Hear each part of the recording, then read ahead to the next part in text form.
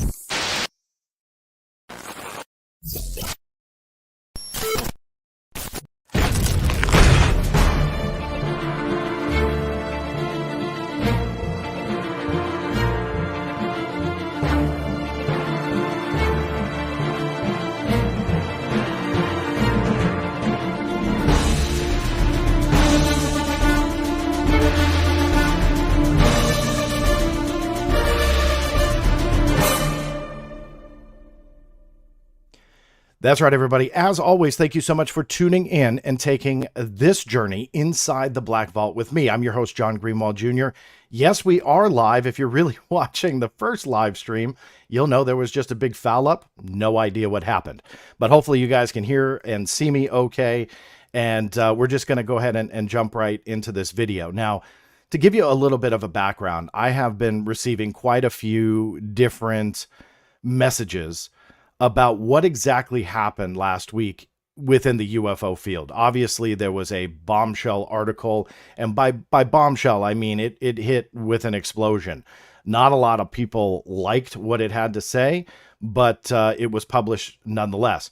But the ramp up to it was incredibly fascinating to me because of the amount of false allegations, misconceptions, all sorts of kind of a mess that came about. Article drops and the mess continued. So this video, as the dust has kind of settled since then, aims to make sense of some of this, clear up some of those misconceptions, and just kind of outline for you what exactly happened. I know that I've said this a lot on this channel, but it surprises me, but in the same respect, not really, on how many of you don't use social media outside, let's say, like a YouTube environment. You've said goodbye to X, you've said goodbye to Facebook, and good on you, because it is an absolute war zone in some of those areas. But this video aims to kind of make sense of some of it as much as we can, clear up some misconceptions, and obviously deal with some of the questions that you all have sent in to me. Now, the reason why I wanted to do it live and hopefully not have too many technical issues here, is to try and answer also the questions that maybe I've missed. Obviously, when I do these videos, there's a lot to cover, a lot of ground, but, you know, I don't always remember to touch on everything. I have some visuals, but I don't really have any type of script or anything like that.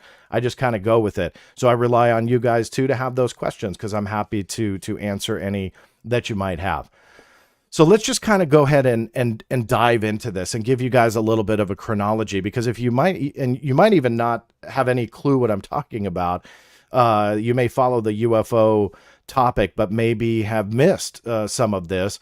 So hopefully this will kind of give you an overview of what is going on right now, what's going down, and why it is and maybe isn't important to the overall picture. Now, arguably, this all started the evening of August 8th. That was last week. And Ross Coulthart, who's the journalist who originally interviewed the UFO whistleblower on News Nation, had posted a tweet, or excuse me, a post, I don't know what you call it now, an X on X, that stated this: statement from David Grusch. I will be interviewed on Chris Cuomo on News Nation about this breaking story at 8 p.m. Eastern. Incredible that a malicious leaker thinks it might be beneficial to their efforts to try and discredit an American patriot by leaking his struggle with PTSD.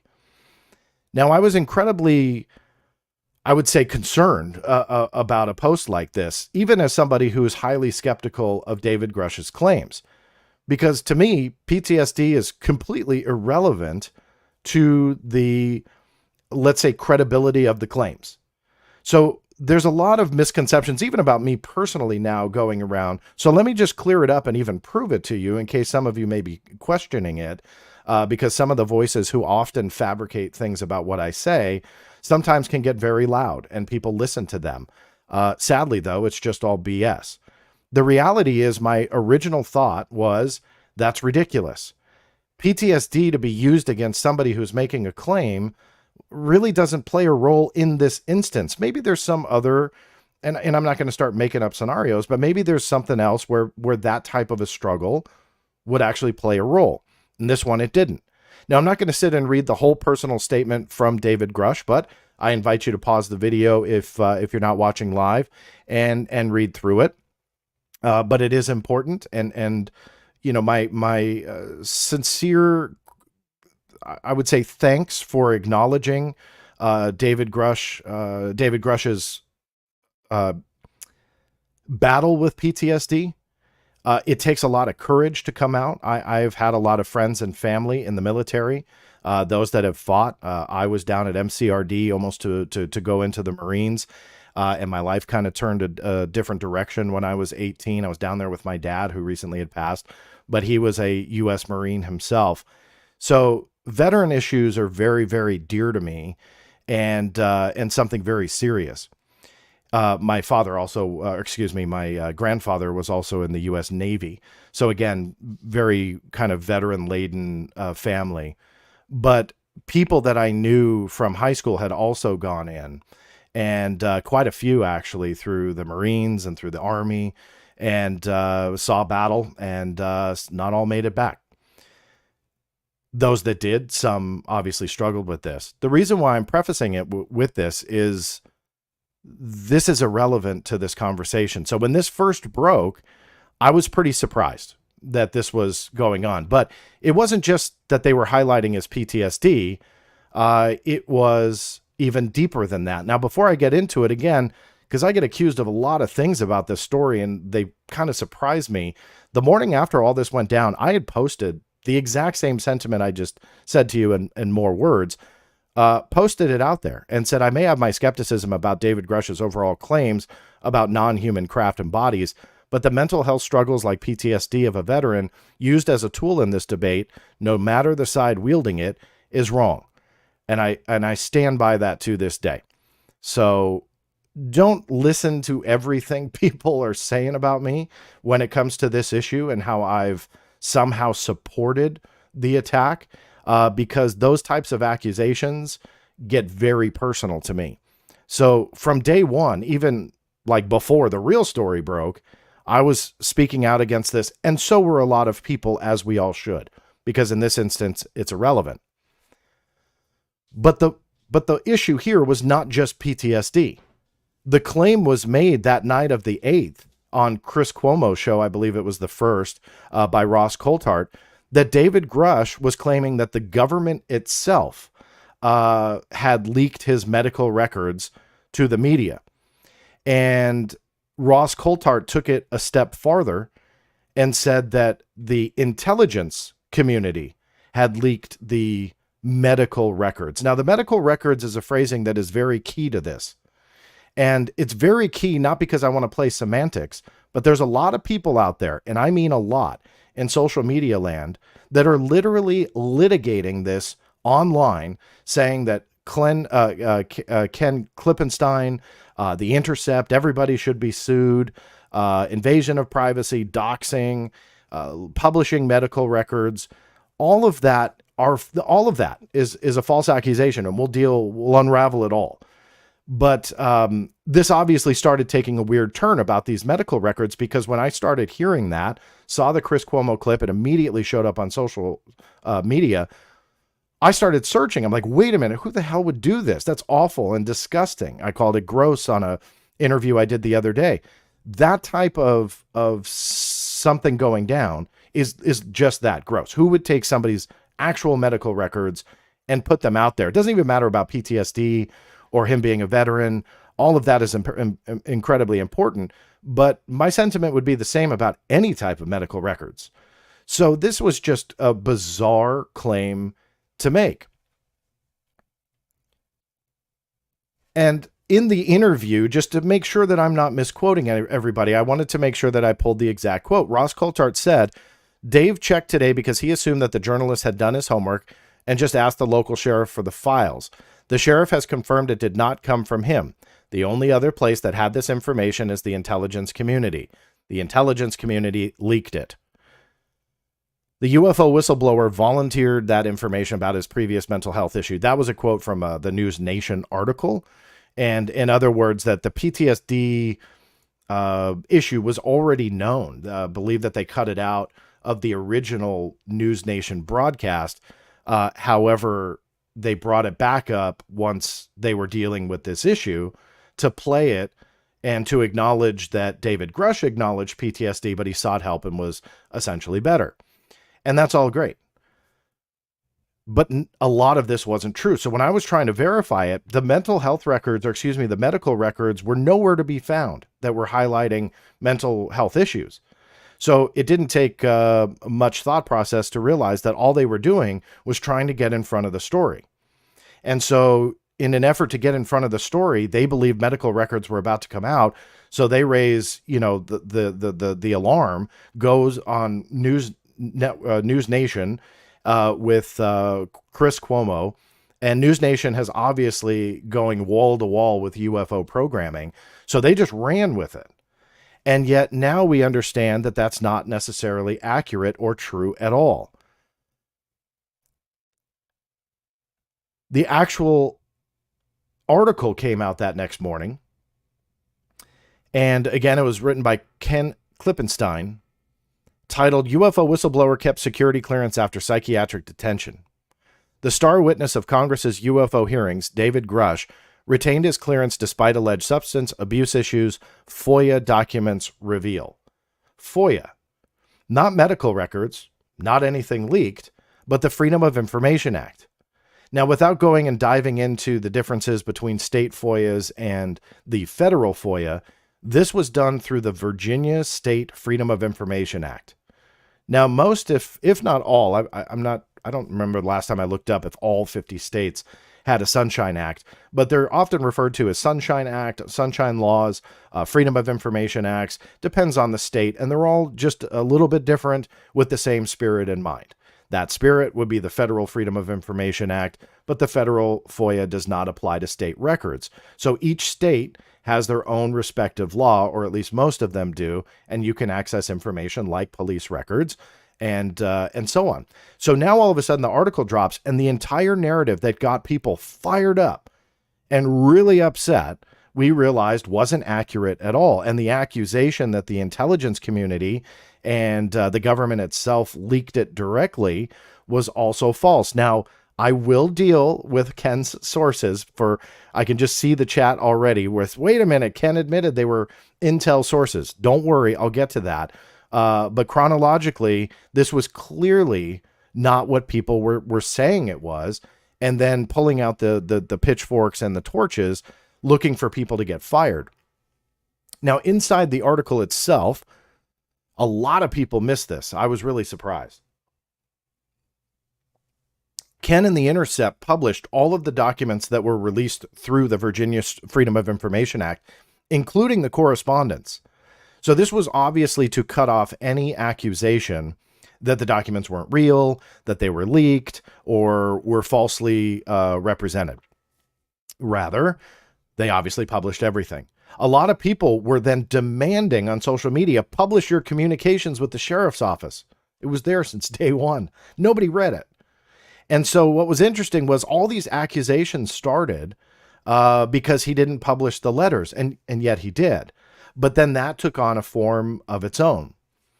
Ken later published an additional document, which is irrelevant to the story, showing that he actually paid for the document. So it was essentially a confirmation of receipt.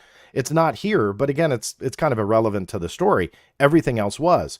Well, what happened when Ken did that? Then accusations started that wasn't part of this release once people figured it out, and then a new conspiracy started. So it all became this snowballed mess. The bottom line, all of those theories and accusations were also wrong. The documents were there, and they were retrieved through FOIA and the communications department, or the communications personnel. You can read all of those documents, and I urge you to do so. Again, one of those things, I'm not going to read everything to you, but the key part of this is the FOIA request itself, which Ken also published. A lot of people wanted that. It was there from day one. The actual request asked for this. We respectfully request all CADs, calls for service, call detail records, incident history reports, and related police reports for the following addresses and time frames. Address 1 in Leesburg, Virginia, with dates. Address 2, Leesburg, Virginia, with dates. Those blurs are my decision. I did not want to show someone else's address on there. It is public record. David Grusch hasn't lived there for years, but the poor people that actually live there now, I don't feel comfortable flashing their address on my channel. But the Intercept did publish the address. A lot of people question where that came from. Ken was actually quite clear about that, and it was just using a tool called Lexis, which a lot of journalists use. Finding somebody's address is scarily easy. It's terrifying how easy it is to find where people live and to see essentially into their life. So where that came from, again, saying that people were feeding this tip off to Ken, that part wasn't a tip at all, according to him, and he's been pretty consistent through different interviews. That was simply through a tool journalists used called Lexis.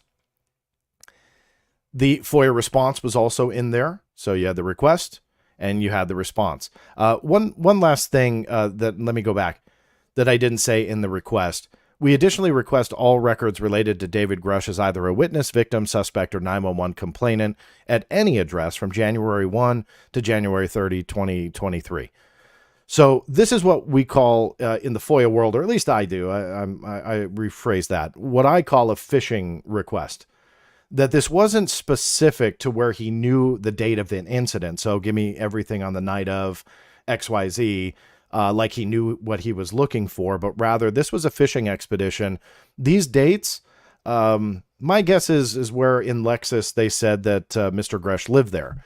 So that's not too hard to kind of deduce there of why these wide time frames were there. So the specificity of where Ken was getting his information, I don't know for sure, but based on the language of the request, likely wasn't there. So again, the specific nature wasn't, but that also coincides with Ken's multiple interviews that he gave, that he was receiving broad spectrum tips, not necessarily, hey, on this night, David Grusch did this, so you should look for it.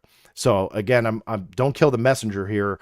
I'm just kind of giving you the facts and what the documents and what the evidence says, versus the allegations being made in the wonderful world of social media land. So back to this slide, this was that response. What's very interesting, haven't seen a whole lot of people talk about this, might not make everybody happy, but here it says, Dear Mr. Klippenstein, your FOIA request was forwarded to me.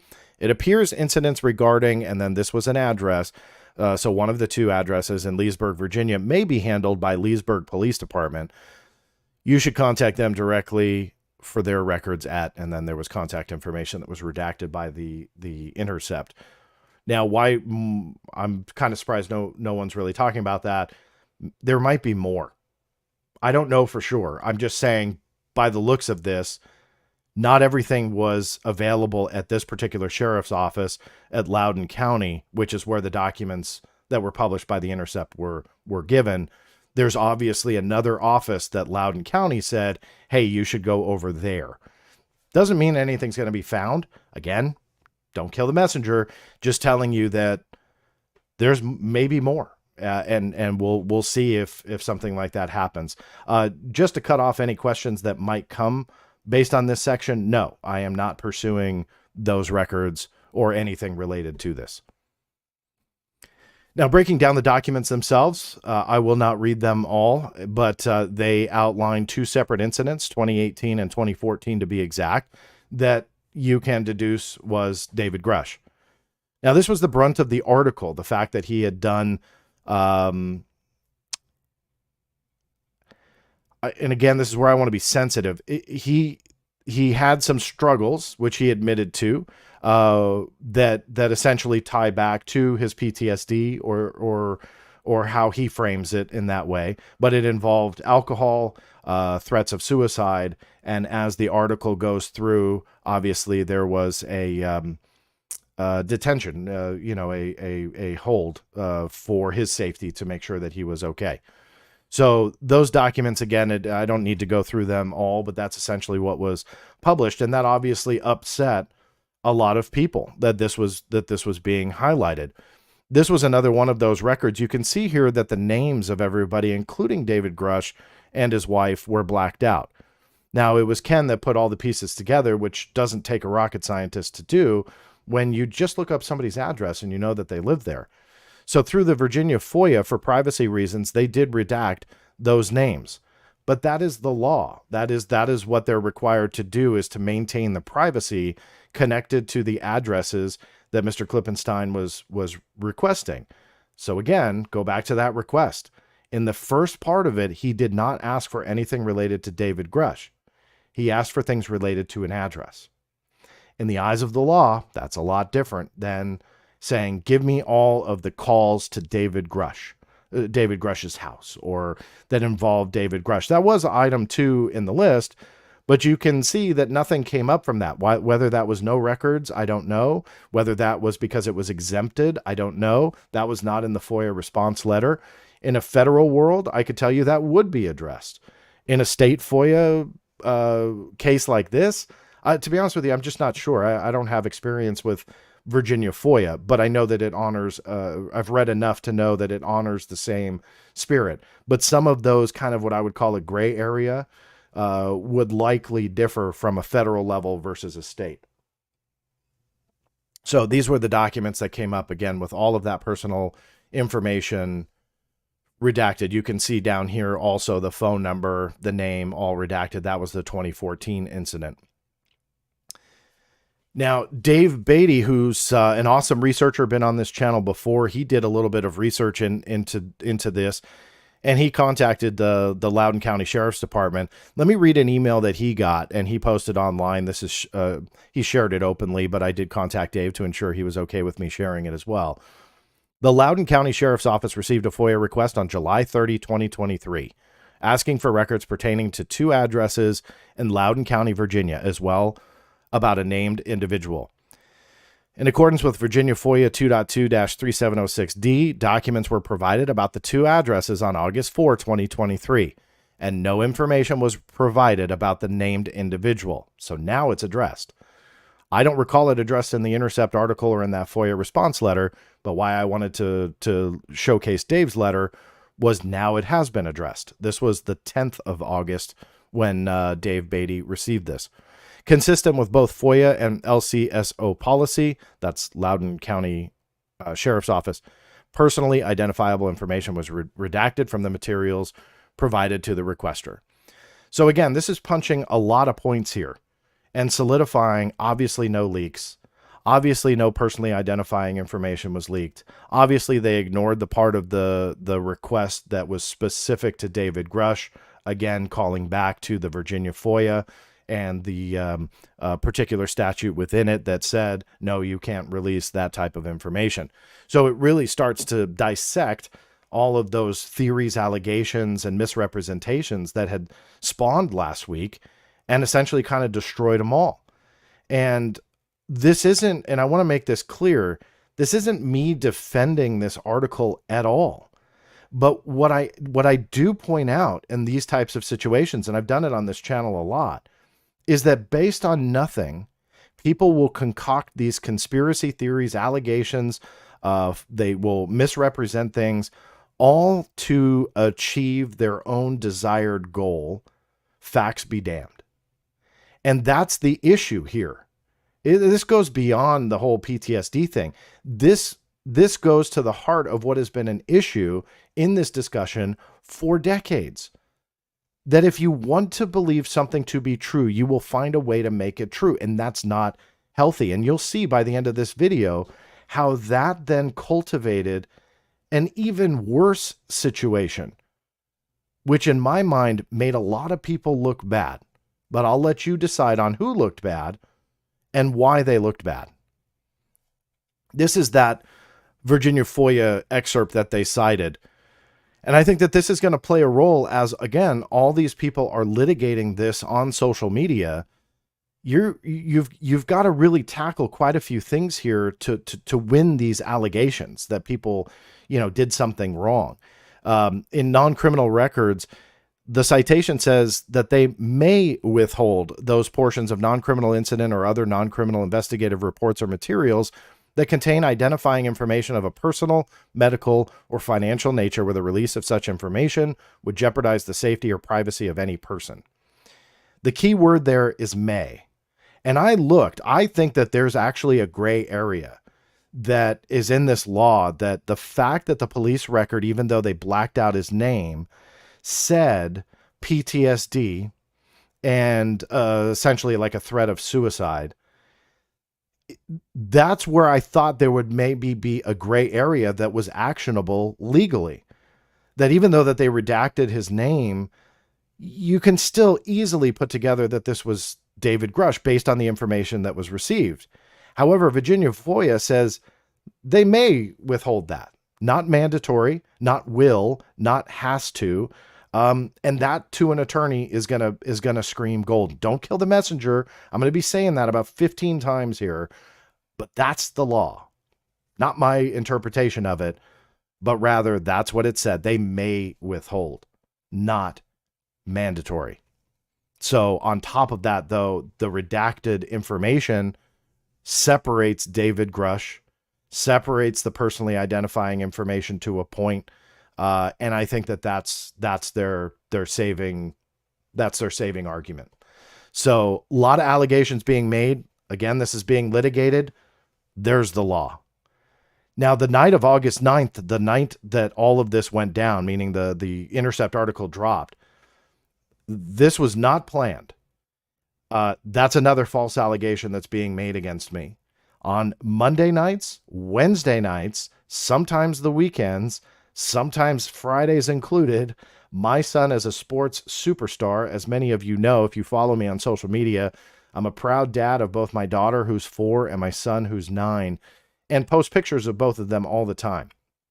Now, I go to a lot of practices. I get a lot of work done for my normal day job there, just simply because sometimes I can't always sit field side. If he's got a game, I'm obviously there. These are just practices, though, scrimmage, and things that he's doing with his team. A lot of times you just don't have access to the field, or I'm watching from the car no matter what. So last Wednesday, this all went down, and I had joined a Twitter space or an X space. I don't know, maybe it was a month ago. I don't remember when it was. And it was kind of fun. Like, I didn't host it. I just kind of was listening in, and somebody saw me listening, coaxed me into it. And so I went onto my phone and logged on. So I thought, well, it'll be fun to host one. Not related to trying to interview anybody. I was in the parking lot and I said, hey, why not? So if you check my Twitter space, I was like, all right, in 5 minutes, I'm going to turn this thing on. And thousands of people showed up to this thing, which was a surprise to me. But one of which, about 45 minutes or so in, was Ken Klippenstein. Somebody, he does follow me on X, so and has before this article. So it's not really a surprise that maybe he saw my post. But in addition to that, I think he said that somebody had told him that we were talking about his article. Obviously, hot topic for the day. So I see his name come up, and I pull him into the conversation. probably some kind of space faux pas that I bypassed everybody with their hands raised. I'm still learning. But to be honest with you, it was the right thing to do simply because I wanted to see what he wanted to say or had to say or was willing to say, because this was just unfolding. So I pulled him on, and boy, did like the next 20 minutes or so, I mean, just kind of blow the heads of people with their hatred. And I just kind of jumped into interview mode and started asking Ken as many questions as I could. I had no idea how long he was going to stay, and wanted to get additional information for all of you.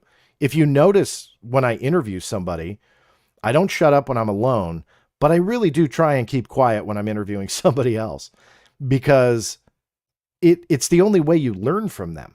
So if I'm sitting there lecturing him about something, what do we learn? Absolutely nothing. So I jumped into interview mode, started asking him questions. He was going to leave. I said, thank you very much. He had talked about his sources. That was the big revelation, I think, that came from from this space, I should say. And he was talking about where he kind of got the information on where to look.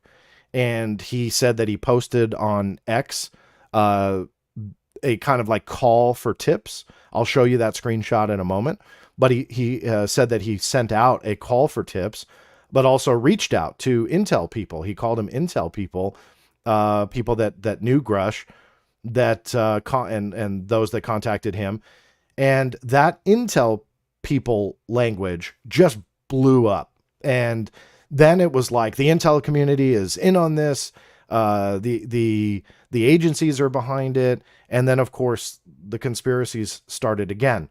Now, I don't know how much you really want me to get into this, so I'll try and keep it brief. But if you know anything about Ken Klippenstein, and I have, he's not new to me.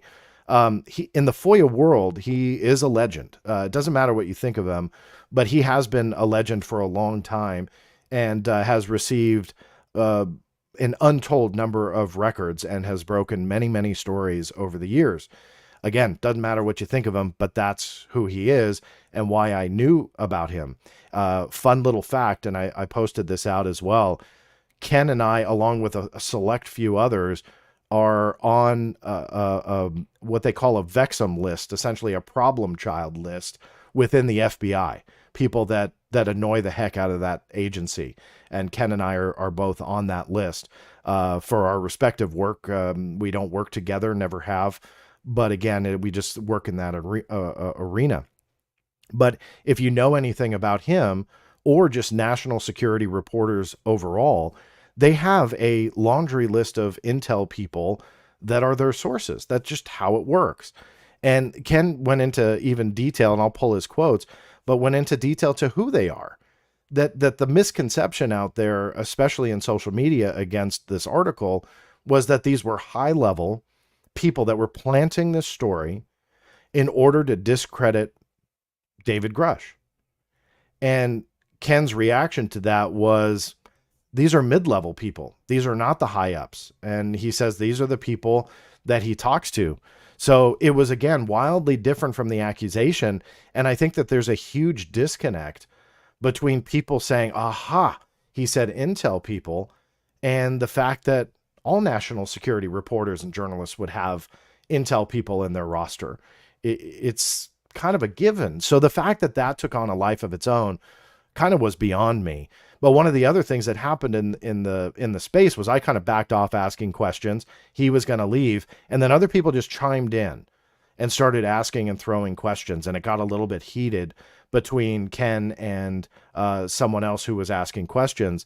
And Ken just kind of fired back with his answers, and did have some good points, but in that process had called David Grusch a drunk. And that obviously is cringy. It's not something I would say or characterize anybody, especially somebody who may have had a struggle if it tied back to PTSD. That's just not a word that I would use. But where the controversy came in was I didn't jump in and start like correcting everybody to not use that wording. Now, this wasn't a bash session that went on for 20 minutes. This was said, I think twice. I'll look at the transcript again, and you're all welcome to do that. I think it was said twice. And although I didn't interrupt him right after I had spoken out about the use of the word and how we should all remain respectful, and very much like I did not only in this video, in the beginning of that space, and on X, a lot of people don't care about that. But my whole point being here is that that is what you get when you do an impromptu interview, and you learn more by listening. And that's my train of thought. And if that upset people, I saw a comment here, I'm not going to read it, but somebody was clearly upset before I even started the stream on how disappointed they are in me for not correcting it. And I'm sorry if you lose respect for me. I'm sorry to hear that. I truly am, but I would not change anything. And the reason is because you learn more by listening and allowing people to talk. Now, if there was any type of threat, if that was a complete bashing session, which it was not, if it was any of that, of course I would step in. That's ridiculous. However, when somebody is characterizing someone else and they are just speaking about what they think, I'm not here to parent anybody. I do enough with my 9 and 4-year-old to then start going into a Twitter space and somebody says drunk, which, yeah, made me cringe. But I'm not going to sit there and go, okay, let me lecture you about etiquette here. Hey, we're all adults in these spaces. We're all big boys and girls. So I'm not going to do it. And if that, again, upsets anybody, then I don't recommend joining my space, because I will let people talk within the boundary of respect and obviously legality. Any threats floating around, you can consider yourself blocked. But that's just kind of the background to the space, and why I spent so much time on it was because the amount of ridiculous accusations that came around, even here on YouTube. I keep making reference to X. I made the horrible mistake of posting the 22-minute clip of that interview on here with a pinned comment and saying, hey, in lieu of spending 22 minutes to play this in a much longer video, if you guys want to listen to it, here you go. If not, I'm going to do this live stream later. No one cared about what the context was. They thought that I was supporting it, that I was endorsing the viewpoint. It was a mess. So that's why I wanted to take a couple of minutes and to explain it to you all, simply because there is no consideration for proper context. And I wanted to at least give that in this particular video. Now, as I said, Ken had posted out for tips. That was revealed first in the space and later in interviews. He deleted this tweet. He says he normally does that when he looks for tips. I'm not going to judge that either way. He's a reporter. So if he looks for tips and then deletes the fishing expedition later, that's on him. It's irrelevant to me. But some of you may try and find that, and I wanted to address it, that he said that he did delete it. So there you go. That is the tweet that he was seeking out tips. Now, I spoke to Ken privately after, just told him I was going to do this video, told him, is there anything that I maybe have missed, didn't ask him that he wanted to throw out there. He's actually, since I talked to him, have done a couple interviews. I recommend you all watch it. He is very consistent with his stories. He hasn't wavered on anything that he said from the space through the different interviews. So I did want to note that much, but just kind of wanted him to explore that accusation, because that's the biggest one here, because this is getting into the reprisal, the intelligence community having a foot in this, so on and so forth. Here's just kind of an overview of what he told me as an exact quote. If talking to low and mid-level defense officials who worked with Grusch is, quote, getting fed by intelligence, then how are we supposed to report on national security? LOL. I understand the concerns around stories being planted, but that comes from the political appointees and senior executives, not the career rank and file. I did this article to see what I could learn about Grusch, so the public could factor that into their assessment of his credibility. Before this, the media was just repeating decorated war hero ad nauseum. Now, again, that was given to me on August 15, which was today.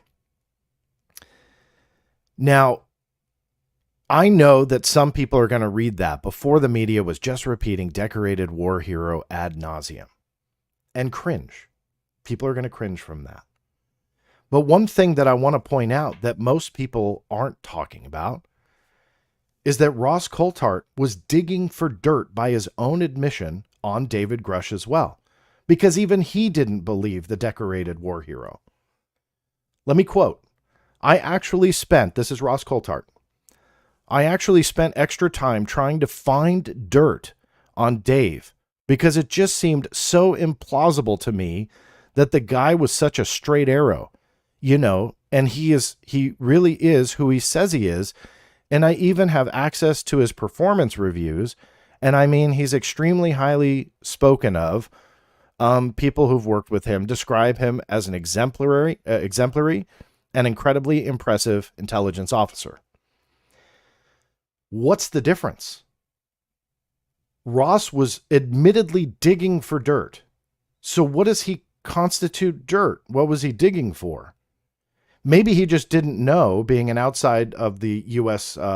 Journalist, how FOIA works on the state level. So he didn't go after that dirt. But what if he did? What if he found it? What if he published it? And this is what's weird to me, is that kind of hypocrisy that how dare Ken publish what he did using legal channels, and yet the journalist who broke the story admitted to looking for dirt himself, just didn't find it. Now, why he didn't find it, or maybe he found it and ignored it, hey, look, I'll let you all decide that. I like Ross. I'm going to say that openly. I like him as a person. I've chatted with him a few times. I have no problems with him.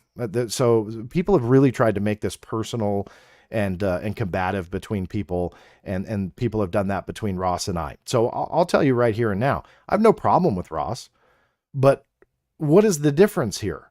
And he's looking for dirt. So I'm sorry, you can't allow the journalist who broke the story to get away scot-free from admitting that he was digging for dirt. He just didn't find it or know where to look.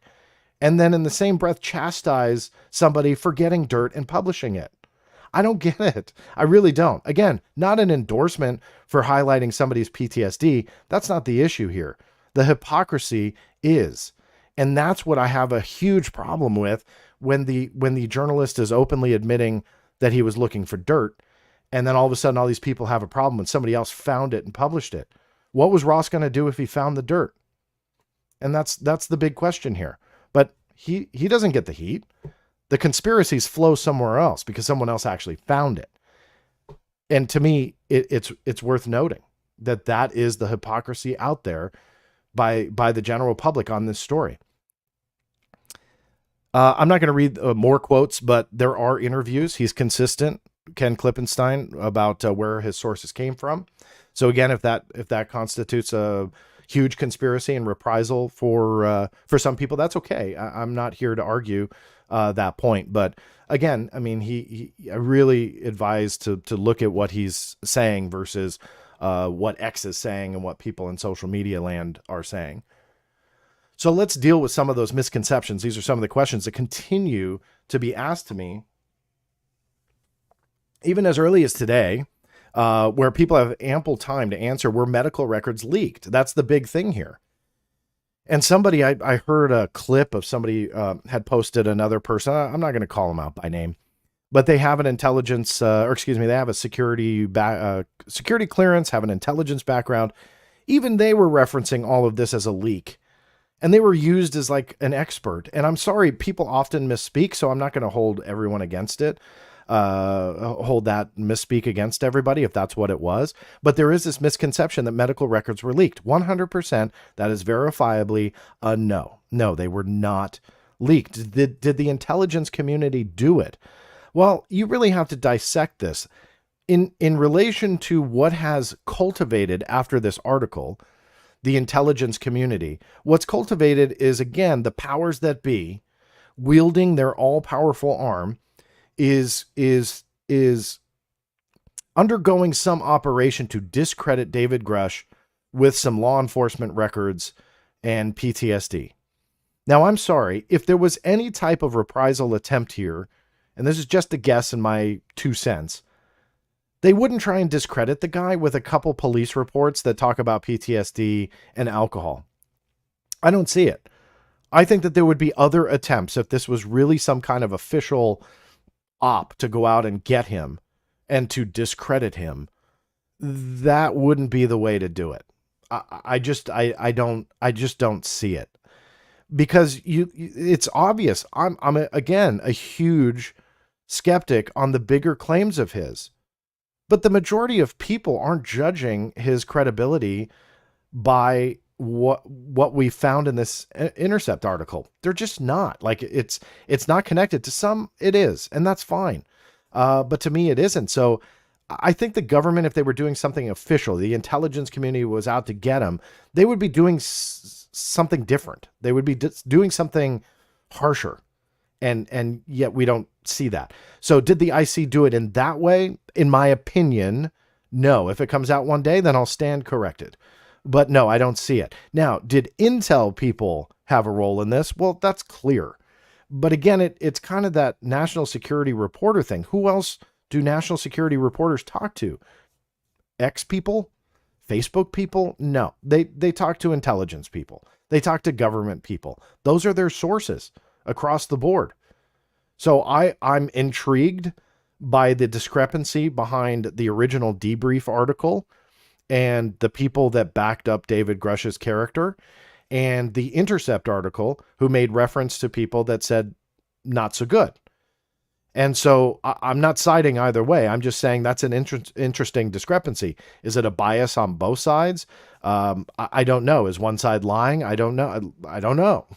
But it's fascinating to kind of see that juxtaposition between the angles, because both claim to have intelligence sources who knew and worked with Grusch, and obviously you have varying stories. So I'll let history play that out. I'm not judging either way, but it's a interesting one nonetheless. We touched upon this already, but I'm going to touch upon it again. Was David Grusch doxxed? Again, no. The law stated that the information could be released under Virginia FOIA, which it was.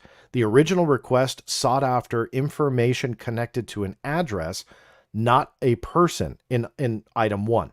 Item 2 was after a person, but what happened? We now have an official statement, thanks to Dave Beatty, that stated they did not release anything related to that portion of the request, because obviously it's exempted. But the first part was legitimate. Now, others have called the addresses out and said, well, they put his address on there. People are they're going to show up at his house. Well, he hasn't lived there for years, but nobody's thinking about that part. So you can't dox somebody for posting a location that they haven't been in for years. This is also verified by his resume that he submitted to the House for publication. And it shows, again, those incidents, 2014 to 2016, or excuse me, 2018. You can see here, April 2016, November 2021, he was in Virginia. So that's the time frame that matches. Then November 2021 to April 22, he was in Nevada. Then he worked in Colorado in the last year and a half or so. So you can kind of see his travels. We also know, for anybody who saw the story, that he was working in real estate in the state of Colorado. So no, he wasn't doxxed. That's easily also disproven. All of these things are, again, just being cultivated, but they're just not true. Now, one of the other things that I want to deal with here is, in a way, moving the goalpost by those who concocted those theories and said, well, it doesn't really matter that his medical records weren't leaked. His diagnoses were leaked, and the police records were leaked, which is obviously wrong. But at least they leaked their existence. And I posted this on social media, and of course I think anything I post is ridiculously controversial when it's not necessarily meant to be. But I think it's an important distinction that we have to draw. What is a leak versus a tip? And who the hell really cares, right? It's like semantics. Well, bear with me here a few minutes. A tip is a hint or lead about a story, often unverified. A leak is specific, often confidential or classified information, purposefully released without authorization. I feel some people need to hear the difference between the two. It's true. There is a huge difference. Why do I say that? Not because of the semantics behind it. On X, on social media, here on YouTube, it kind of doesn't matter. But we're not just talking about this between us. It's being litigated on social media, as I've made reference to multiple times. Lawsuits are being encouraged. People are saying they need to lose their jobs, so on and so forth. And all of a sudden, the definition between leak and tip in a courtroom to a judge, jury, or whatever is actually going to mean something. And people had chastised the difference of the definition, like who really cares? Well, if you guys care about legal proceedings, legal fights, arguments, cases, whatever, those definitions matter. The word may matters. All of that becomes integral to this. And that's what we have to really look at here moving forward, is we do have to dissect definitions. We do have to look at the difference between a leak and a tip and see if any of those legal proceedings that people are encouraging will ever play out. And these are just a few of those taking that allegation originally and just blowing it up to whatever. You see this one up here, top left. It's some PAC or something. I don't know exactly what they do. It doesn't really concern me, but they've got a big following. They say, breaking from News Nation, the CIA Office of Security illegally leaked classified HIPAA information regarding whistleblower David Grusch and his treatment for PTSD to The Intercept. Senator Gillibrand, it's time for a church commission on the CIA. They are rogue. Nobody cares that is entirely fabricated. And it wasn't even part of the rumor. We were just talking about the intelligence community. So where they picked up the CIA Office of Security out of thin air, who knows? But they did. Here's another one. Whoever leaked Grusch's personal medical records is a bloody fool. Grusch is represented by Chuck McAuliffe, former Inspector General of the IC. He's got the best legal counsel on his side. Yet it doesn't matter. None of that was true. And the sitting congressman, Tim Burchett, tell me who illegally leaked Grusch's health records, and I will bust their ass. He was retweeting the hacker group Anonymous, which has millions and millions of followers. And that's what he's asking them to do. Essentially asking, arguably, one of the worst, best, however you want to look at it, but we'll say successful hacker groups around the world that's done a heck of a lot over the years, asking them, tell me a name of somebody who leaked the health records. None of that is true. So like this, it's madness if you ask me, because all this stuff takes on a life of its own. And to prove that, it got even worse. Now, if you know anything about Ken Klippenstein, this is not anything out of the ordinary for him. He has posted stuff about newsletters and stuff over the years where you kind of have to read the whole thing to understand the context. August 10th, the day after his article drops at 2:33 p.m., I think that should be Pacific time if I'm correct with my screenshots, but there's a reason I'm pointing that out. 2:33, after 3 years, The Intercept has let me go. The next message 1 minute later, and do a newsletter occasionally, which you can subscribe to here, and a link to his subscription. Now, why am I laughing? Because some people were so offended that he quote unquote lied about being fired. Well, why I laugh is because somebody had sent me this privately and I knew, just click on the post, and you click on it and it completes the sentence for you. Here's the screenshot. But so many people fell for it. But it gets worse. News Nation with Ross Coulthart highlighted the whole thing. They were talking about it on the air, saying that he was fired. Now, credit to Ross for saying that is kind of an unfortunate thing for a reporter. He's just doing his job. So I do want to compliment him there that he wasn't saying, yeah, hoorah, he deserved it. But rather, that's how ridiculous the mainstream media and those attached to this story are getting. Now, I'm sorry, that's not meant to be rude, but rather, remember how I've been talking about all these crazy accusations and this, that, and the other thing? This is why it matters, because all of a sudden that little tiny seed of something is planted, and what sprouts is this giant forest of crap being reported on mainstream news, having full 10-minute segments about Klippenstein losing his job when that was never even a rumor. All they had to do was click on it. Now, I'm not blaming Ross. I'm not blaming Elizabeth Vargas, who you see pictured there, but rather I'm guessing it was one of their producers going, hey guys, guess what? Klippenstein got canned for that, and probably got excited, but nobody fact checked it. Nobody.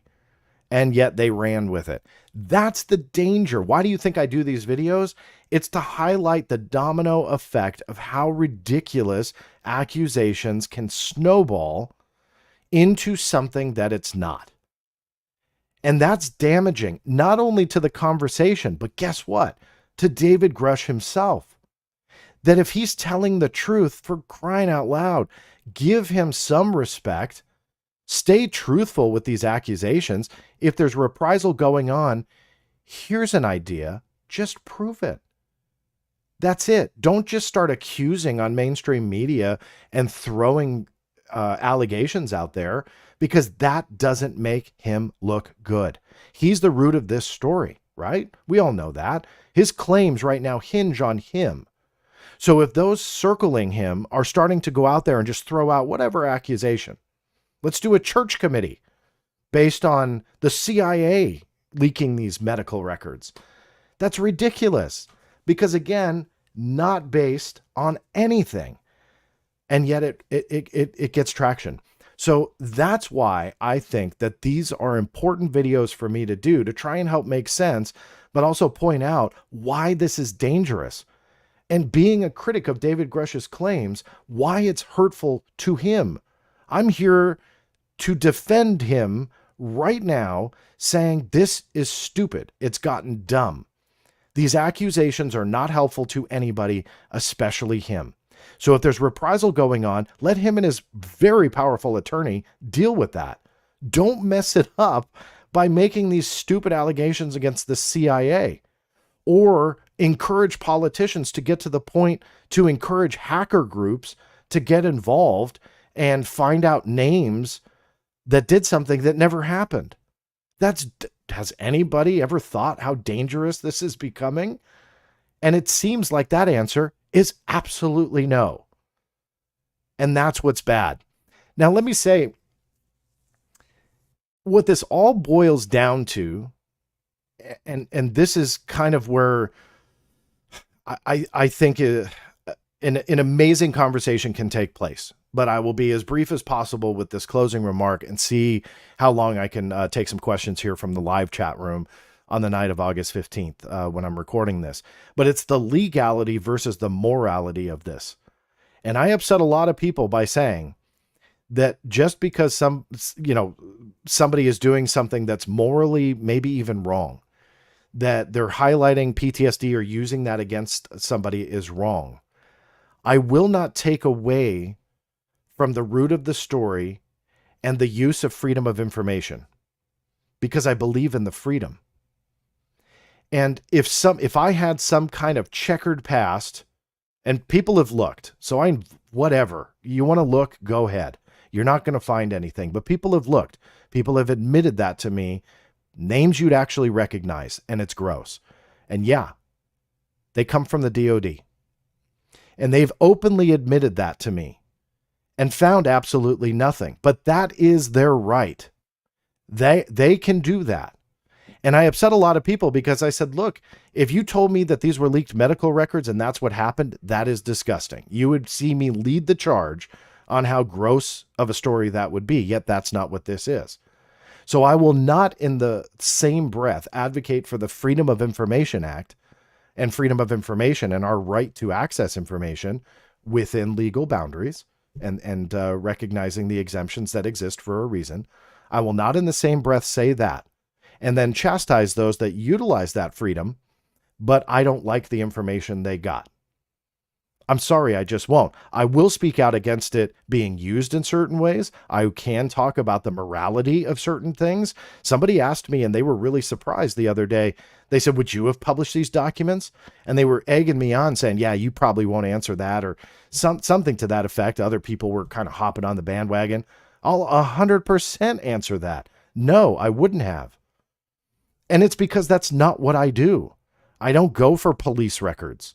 It's irrelevant to the story. Will I go through federal FOIA and see what I can find out about Grusch? 100%. I already have from day one. But I don't go to local sheriff's departments and police departments on anybody. Look, the Black Vault, 3.3 million pages. I don't have that. I have historical FBI files, but that's wildly different than trying to find dirt on somebody that is coming out with a story today. So I don't do criminal records. And people were like surprised that I wouldn't publish it. I'm like, why don't you guys just ask more questions instead of accusing me of all these silly things? But the fact remains that legality is absolutely different than morality. And I probably have more agreements with some of my bigger haters about the root of this story than they might want to admit to, but we agree. It just doesn't matter to this particular story. And I think that one thing that wasn't dealt with really in the conversation, and even by Ken himself, I'm kind of surprised that he was more so, as the quotes that I read to you, just essentially giving information so you can see more about David Grusch. I've read that article a few times to try and challenge my own interpretation of it. And even the article's author doesn't seemingly think that this is the biggest takeaway.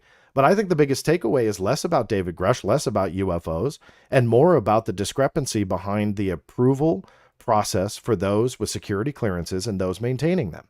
It's in the headline, it's in the subheadline, and it's brought up through the body of the article. And that people with as simple as marijuana use have lost their security clearances. And yet here we have a pretty tragic but serious past that deals with alcoholism, threats of suicide, and even someone being detained, and that they were able to maintain that security clearance. Now, I'm not advocating for people to lose their security clearance, so let me make that quite clear, but that was actually my takeaway from the article, that I thought that was the debate that the Intercept was posing on the discrepancy. Like, hey, look, here's this guy who has had XYZ in his past, and he alleges that his security clearance is maintained, which gave him access to alien non-human intelligence craft and stuff like that, or at least put him in access, put him with access to people that had that first hand knowledge. So I think that was the kind of more of the takeaway for me.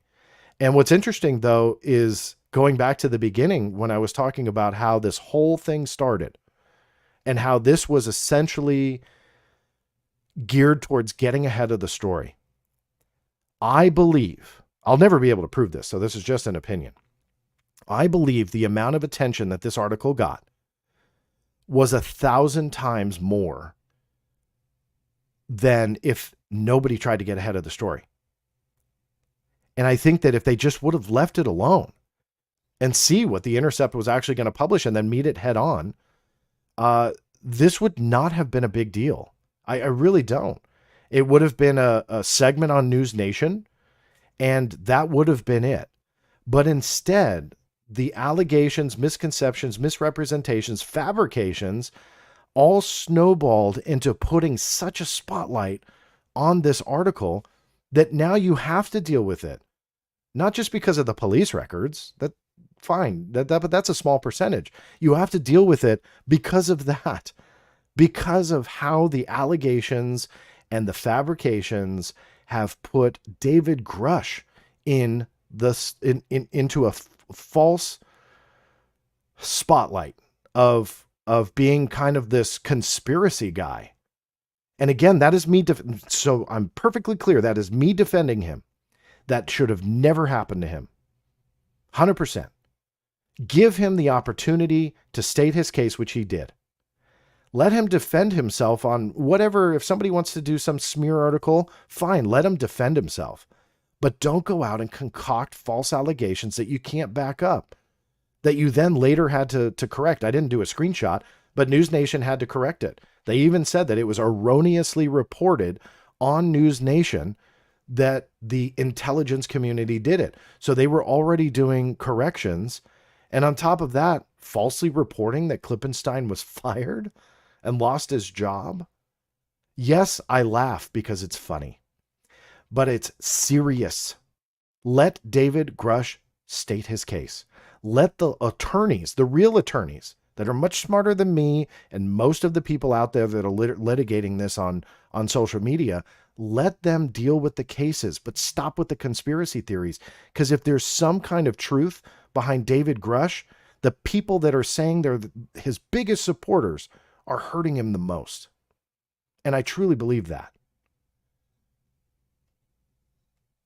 Now, with this live stream, why I wanted to do it live was just simply because I know that I'm not going to grab every detail and address every point. So doing it live, hopefully I can do that. Now it looks like, oh good, there's a new feature on my software that actually stars the super chats on YouTube. Now, it's not required to do super chats, but I always do like to pull these because I really do appreciate the support to the channel. I don't pocket any of this money. It goes 100% into the Black Vault. It goes to maintaining the server hosting for those who aren't aware. The server hosting, software packages that run some of what I use for live streaming, but much more because of the website itself to kind of power all the different features. There's 3 dedicated servers that are actually housed in 2 different states, and that houses the 3.3 million pages. But essentially everything that you decide to donate goes right into those to those bills, so to speak. And then I just make up the rest out of pocket. So thank you for those who do that and want to deal with those questions as well. If you have no idea what I'm talking about on Super Chats, if you go to theblackvault.com/live, you will see a Super Chat way to do $1, $5, whatever you want, and either have a comment, ask a question, whatever you need to do. There's also other ways if you'd like to donate to the cause and keeping this all free, because again, there's no paywall. For those who aren't aware, I don't charge for anything on the Black Vault. There's nothing behind paywalls at all. So all the content is free. So that being said, so thank you. That's why I like to pull in some of the Super Chats. I read them on the fly too, so who knows what I'm going to be reading. Dominic, thank you so much for your support. Regardless of our opinions and views, I hope you're all doing well and enjoy the show. Oh, and all your audio are belong to us, John. Not sure about that last part there, Dominic, but I do appreciate your support and your comment. Thank you so much. Dominic, again, thank you for that. Corbell, what we see here is a video of the Black Vault about Klippenstein and Grusch. That means it's a video that we see that is about Klippenstein and Grusch live from the Black Vault. I just wanted to clarify, John. Okay. Not sure exactly what you mean, Dominic, but thank you for the support nonetheless. Jim Chilton, in the end, does Grusch's PTSD have any impact over his testimony? I don't think so. All I know is we are talking Grusch's PTSD and not contractors misappropriating money. Just saying. Jim, you're absolutely right. Hopefully through the duration, because that was a while ago when you said that, that I've answered that for you. For me personally, it does not play a role. However, to others, look, it's going to, and there's no hiding from that fact. People are going to view this in different ways. All I can speak for is for myself. To me, the PTSD and the police records, if you want to call them that, from the sheriff's office, don't have any bearing for me on that.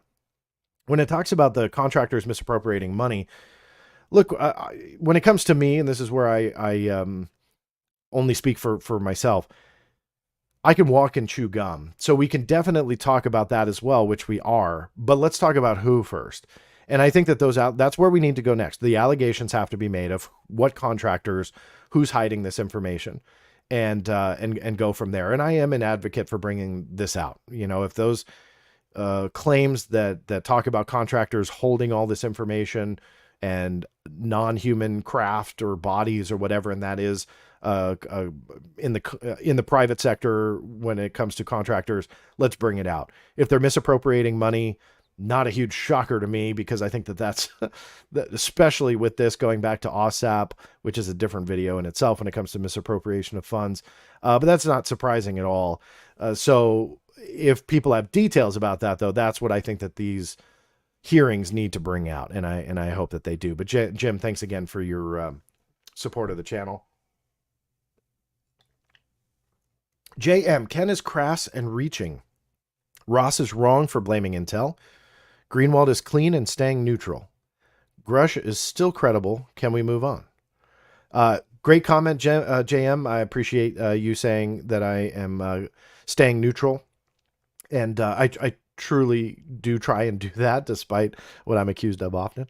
But thank you so much for that support and question and comment. Red Panda Koala, good to see you here. Great Space John, you and others made the point of not weaponizing PTSD and supporting Grusch through his mental health issues, and many people spoke out against the usage of the word drunk. Yes, you're absolutely right. I do know for a fact that Red Panda Koala was in that space, so he's not just making that up. And I invite you all to go look at that. Now, before I did this live stream, I was actually going to put the entire space on YouTube. And I'm really, honestly, I'm second guessing it because, like I said earlier, I trash X a lot and some of the accusations there, but wowzers, did it show me that YouTube is no different if people just want to assume certain things. So I'm very apprehensive of posting that because it's just clearly not getting read, meaning that the context. So I was going to post the whole space, but it's like over 2 hours long, which isn't a problem when it comes to resources, but rather I want people to know where to look. So it's kind of like a double-edged sword. I can't win no matter what. So I did in the show notes below link to the Twitter space link or the X space link. You can listen to it all there. From what I understand, you do need an account on X. So that's going to rule out a lot of you from listening to it. And for that, I apologize. I'm trying to figure out a different way to maybe stream it.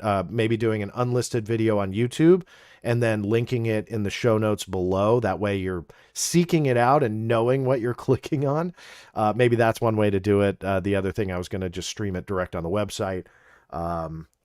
So I'll figure that out after the fact, but the whole space is there. And to Red Panda Koala's point, I really do appreciate him acknowledging that, because we did. And there were quite a few people. It was not just me that spoke out about the word usage of drunk after the fact, that it was said. So, and it wasn't 2 hours later. It was right after the exchange. So thank you for bringing that up. And thank you for acknowledging that, that people cared about it. Jim Chilton, Ross has stated that David Grusch told him, so maybe Ken should have asked David. Jim, I apologize. I'm not entirely sure. It's probably to something direct at 5:28 my time, a half hour ago in the speech. I wish I could address that for you. I'm not entirely sure which one you're referring to, so I do apologize. But feel free to direct message me or email me. I'm happy to address or answer your question. James Zimmerman, no comment attached, but thank you so much for that support. Let's see, Electric Greg Tar. What questions could have been asked if Corbell and Knapp actually testified during the hearing? What questions could have been asked? Okay, well, that's a great question that you're posing. What would have been asked? I don't know if you're asking me or if you're asking, generally speaking, what the senators could ask, or excuse me, the congressman could ask. Kind of thinking about this on the fly, when it comes to the congressmen, they're not witnesses per se. I mean, they're journalists, and I think it's great that they submitted their statements. That I think that's fine, and I don't think that there's any issue with that. But to take up a hearing with a journalist that really has no direct knowledge beyond David Grusch, and arguably much less, I don't really see a value. Now, here is something that I think is the root of a future video, and that is the leaks themselves.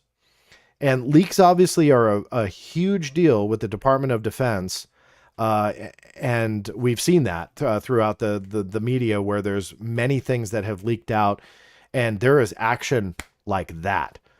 Things that were posted on Discord that were classified, things that were found elsewhere, boom, action. People are in trouble. But in the UFO world, with these leaks that were coming out, nothing happened. And Jeremy Corbell and George Knapp, look, it's no secret, they were at the root of all of those leaks being published. And although quite a few of them in the very beginning were acknowledged by the Pentagon, that turned, that changed. And I believe that at least two of the products they published, namely the Baghdad Phantom and the Mosul Orb, were classified products. I believe that they were classified. I think I have enough proof of that. So with that, and those are ones that the Pentagon would not acknowledge. They wouldn't touch it. I want to know why there is seemingly no action. No, I don't want George or Jeremy in trouble. I want to make that clear. Journalists are not going to be in trouble for that. I'm interested in the behind the scenes. How did all this transpire? That people are seemingly leaking out these things, and those videos are subsequently just being destroyed by the skeptics. I'm sorry, most of them just are, with plausible theories and so on and so forth. It almost seems like they want them to come out. They meaning the powers that be. Now we're talking about those that are heading some of these agencies, put out some of that information. Sounds conspiratorial, but I can't find any other way. Why would they not do an investigation on trying to find the source of the leak? We know that they did for the FLIR, and then later it was talked about for the gimbal and Go Fast, but that was it. So where's the issue with all this other stuff being published, like the Batman balloon photo and stuff like that? I don't get it. The green pyramids footage, something's really fishy there. So to go back to your question, Electric Greg Tarr, I don't want Jeremy and George in trouble. That has nothing to do with why I'm bringing this up. But that kind of stuff intrigues me, because I want to know what transpired behind the scenes that allowed those leaks to happen and no one cared. If they were controlled unclassified information, or what they refer to as CUI, I would still be surprised if they didn't care, but at least there's some kind of excuse. Like, what resources are you really going to put forward on products that are essentially unclassified? They're still leaks, but they're unclassified. So when it then transitioned to what I believe are classified products, that's a different ballgame. And still, seemingly, no one has cared. I haven't seen any evidence of that. And on the contrary, they're showing up at congressional hearings and being called out by name and submitting statements. Yet they're the ones that are publishing all this leaked information. So they have the freedom to obviously exercise the freedom of the press and all that good stuff, and publish. And I'm not going to sit here and bore you to death with the legality behind publishing potentially classified information and ramifications behind it. But regardless, I want to know how it happened. So that would be the line of questioning, selfishly, that I would want, is where is this coming from? Not naming sources, but figuring out, hey, is there some kind of puppeteering going on behind the scenes that allows these things to come out? My closing thought on it, and then I'll move on. I do believe that there's more to that story. I believe that it will come out. It may not be tomorrow, but I believe that there is more to the story behind the leaks of the UAP material, and I believe that it will come out. When? I have no idea. Morpheus, thank you so much. It's a alien avatar flipping me off. That's awesome, though. I appreciate your support there. Nick Kreitman, any idea what the retaliation was? He didn't lose clearance, wasn't fired, positive review. Was he pulled from off-duty research? Look, I mean, that's a question for him and his attorney on exactly the retaliation. I'm not sure. I mean, I call back to the interview with Tim Burchett. I don't think I've talked about it on this channel, but he stated that they couldn't get into a skiff because David Grusch's security clearance wasn't there. In essence, indicating that he didn't have one. But yet I've heard conflicting statements that he does and still holds it with the NGA. So I'm not clear at all about that, and nor do I think I will be for some time until the legal proceedings and actions are over, and this is more made public. Because if I recall, the exact retaliation that he was undergoing was not being published for obvious reasons, as it was being investigated. But those types of discrepancies, with Burchett saying he didn't have a clearance to get into a skiff, just a weird one to me that I just don't understand. The digital villain, hypothetically, if you had any role to play in the next round of hearings testimony, who would you call on to testify? Now, I did do a Let me see if I can pull it up really quick.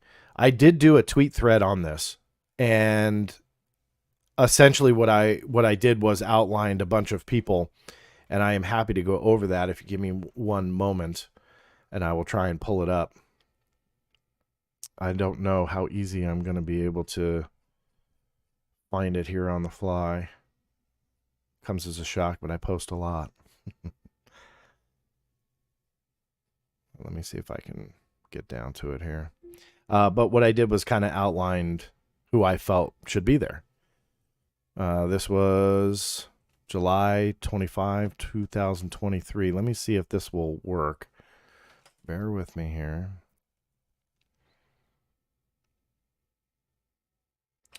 I'm going to have to share a different screen, so I wasn't really planning on that, but let's see.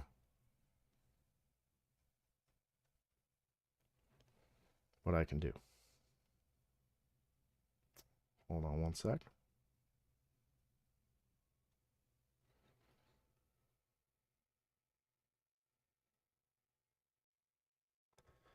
Okay.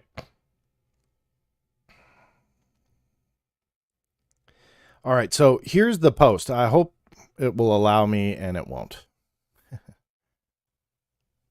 Okay. It's not going to allow me to show all of them, it looks like. So here's what I'll do is I'll just kind of verbally say it. So the list that I had made for kind of the dream hearing, in no particular order, this is who I chose. DOD Inspector General Robert P. Storch. The quick explanation on why is that for the last 2 years or so, the DOD Inspector General, the DOD IG, has been doing what they call an evaluation on UAP. There's been no updates. There's been nothing through the press office, nothing through FOIA that at least gives some of their findings. I've got some stuff. But I think that it's time for an update. What are you evaluating, and what have you found in the last couple of years? And I think he needs to be in the hot seat. The reason why I chose the names that I'm going through, just to say it really quickly, is the fact that I think they need to turn up the heat. I think that they need to start asking pointed questions, and they need to start really asking the agency heads and the people that matter about the obfuscation behind this topic. Because plain and simple, it's going on. Plain and simple, it's happening. It's verifiable. Secrecy is strengthening. That's verifiable. So let's put these people into the seat, start asking questions. The Inspector General of the Intelligence Community, Thomas Monheim, or Monheim. So that's the IGIC or ICIG, whichever. He's the one that obviously they found David Grusch's complaint credible and urgent. Let's find out why. A lot of people make reference to that credible and urgent, but nobody really references exactly why or knows why. So let's hear it. Did they talk to witnesses? Did they see something? Did they see photos, videos? Did they just see his resume and went, wow, that, you know, this is very credible based on that, and his allegations are urgent? Is it that simple? I don't know.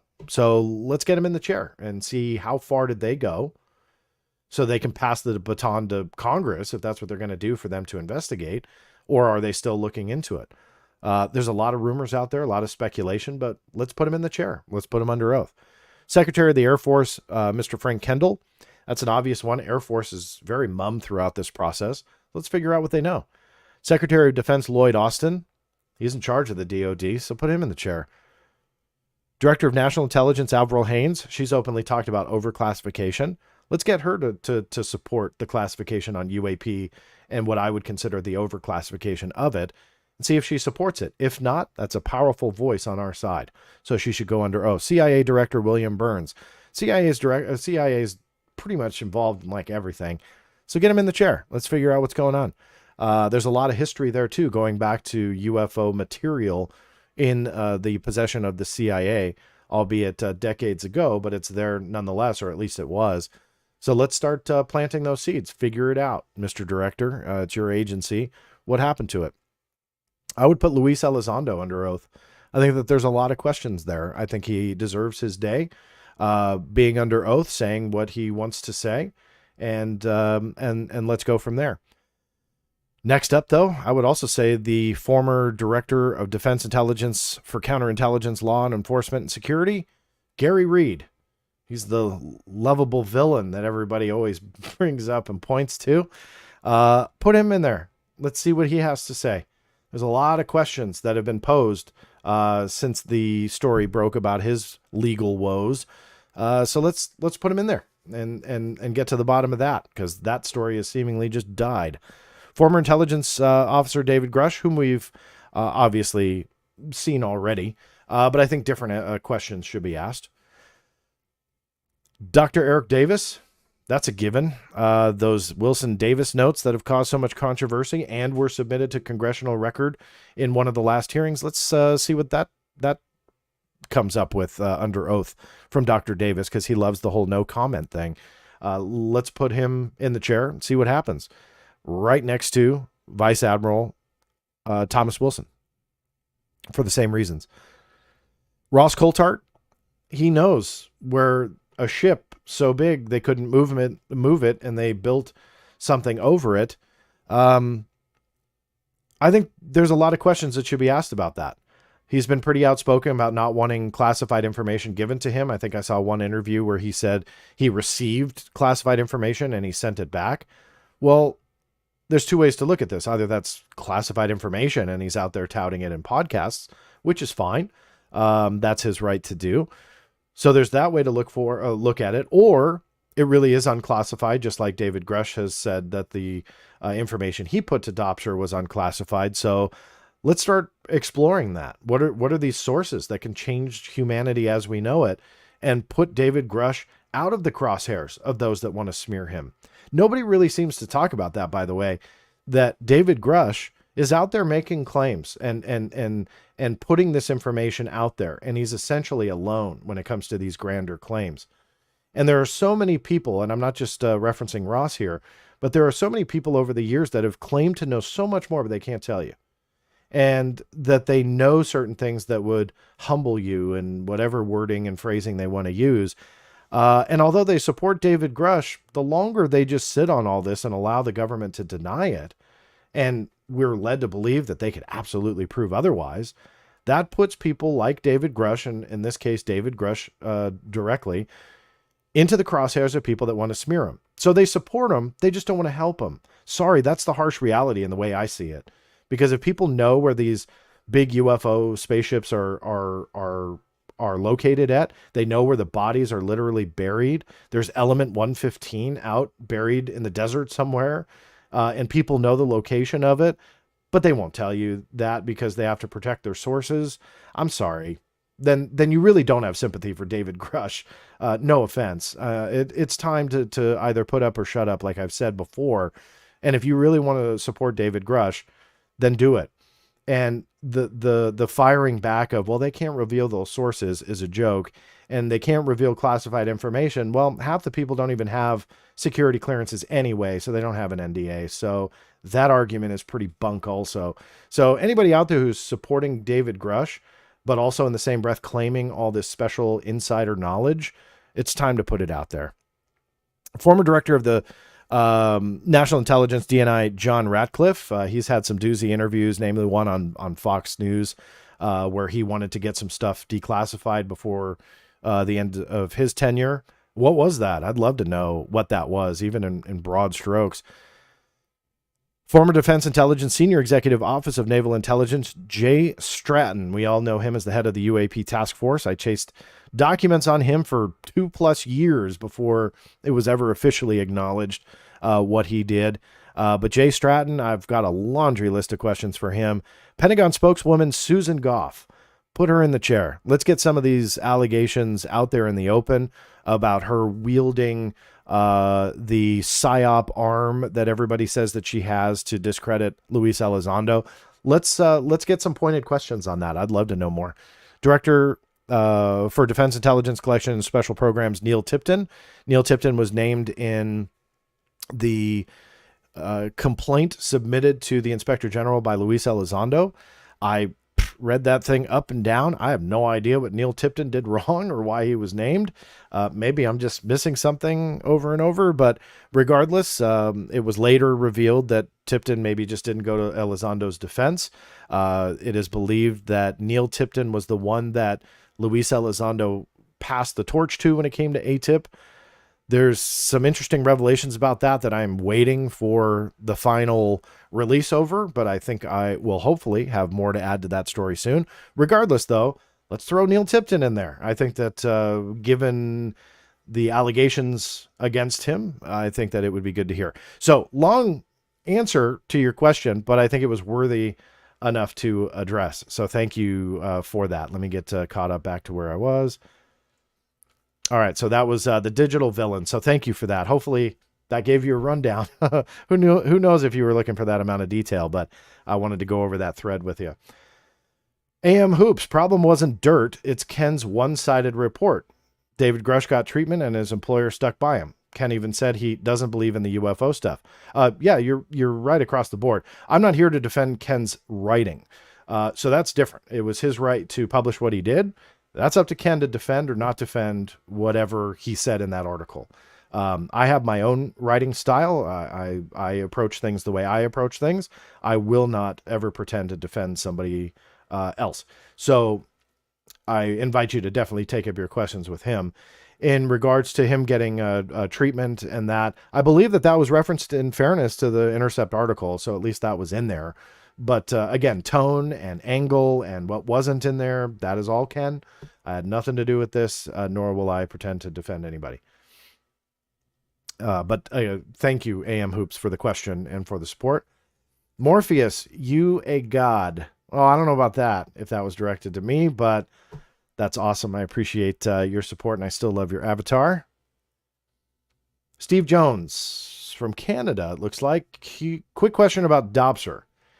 If the program is being run illegally and outside of oversight, how could any agency advise Dobser it was classified? This is look. This is a great topic of debate, and it's an excellent question, Steve. The plain and simple truth is, Dobser is not read in on everything. We can all agree on that. They're not going to be an all-knowing agency, but the way that they've set this process up, and keep in mind, Dobser was founded in 1949 by the DOD, and they're doing these security reviews. They're making sure that no classified information leaks out in the open in the form of manuscripts, PowerPoint presentations, David Grusch-like submissions, although we still haven't seen David Grusch's submission. They've got this process down to where they have these safeguards in place. Even though they're not read in, they will reach out to the components or the agencies that are in their respective ways, or in, like, let's say the case of a CIA review, the CIA has their own Dobser equivalent. So there's a lot of protocols and procedures here to set up to safeguard this classified information. I do not know one single citable example, and I am open to it. I've put this call out there numerous times. I'll do it again. From 1949 and whatever, like their kind of procedures were back then. I'm sure they're wildly different than now. But from 1949 to date, where is a Dobser whoopsie moment where something leaked out into the open because they weren't read in, so they signed off on it? Or, a mistake happened where they looked at something, they signed off on it, but they weren't supposed to. I'm not aware of that. That's not to say it hasn't happened. I've searched and I still can't find any. And so the theory that this, when it came to David Grusch, was illegal and outside of oversight, and ergo that no agency that was contacted by Dobser could say, oh, no, we can't say that. I don't necessarily buy that theory. I don't think that that's a strong one yet. So if somebody has something to back that up, that it's happened before, great. But in reality, David Grusch had submitted what he submitted. All they have to do is go back to Dobser and say, no, we have an objection, but never read Dobser in. Don't say why. Doesn't have to be a particular angle or whatever. And that's it. I mean, the Dobser is cleared at a top secret level. We know that by their history and what their mission is. So I don't see it. But the Dobser thing is something that I feel needs to be addressed more, and I hope it is. I have put the call out there that people should advocate for the release of David Grusch's submission. What did he submit? It's fully cleared, so he can talk about it. Omit any personally identifying information. That's fine too. Not that there's any on it, I'm sure, but redact that. Not a problem. But what did he really go to the DOD about? And the longer that stays hidden, I have more questions because I don't understand it. So that said, I think I got through. I'm probably missing something. Whenever I do these, the chat on my side pulls in Facebook, Twitter, or X, and YouTube. It's just kind of crazy to follow, but thankfully it stars like the ones that are connected to the super chats. Makes it a little bit easier. So that said, I think I'm going to wrap this up. I really do appreciate you joining me in the live stream, and those that really were for the original stream of it saw kind of the woes of sometimes things happen. But I'm glad I did it live because on my end, everything was transferring. So if I just recorded it to drop later, I would have done the whole thing and there would be no audio, which is awful. So thankfully I did it live, and thank you for all of you for letting me know. And if you have no idea what I'm talking about, don't worry about it. But the woes of live are always woes nonetheless. If you don't know that I do live streams on the YouTube channel, just make sure you go to www.theblackvault.com/live. Make sure you're subscribed to that channel. I don't broadcast everything to all social media like I'm doing tonight, but tonight I decided to do so. So make sure you subscribe to that channel because that's where you will get 100% of what I drop onto that channel. That said, a thumbs up is a huge help to me and this channel. So if you liked it, you feel that it's worthwhile, please give it a thumbs up. And again, make sure you're subscribed to it. If you're watching or listening outside of it, please, however you can, spread the word. That is the biggest thank you can give to the channel and the biggest help. If you don't feel it's worthwhile, then I'm sorry. Then don't. But if you do, please feel free to do so and spread the word. That is the biggest help.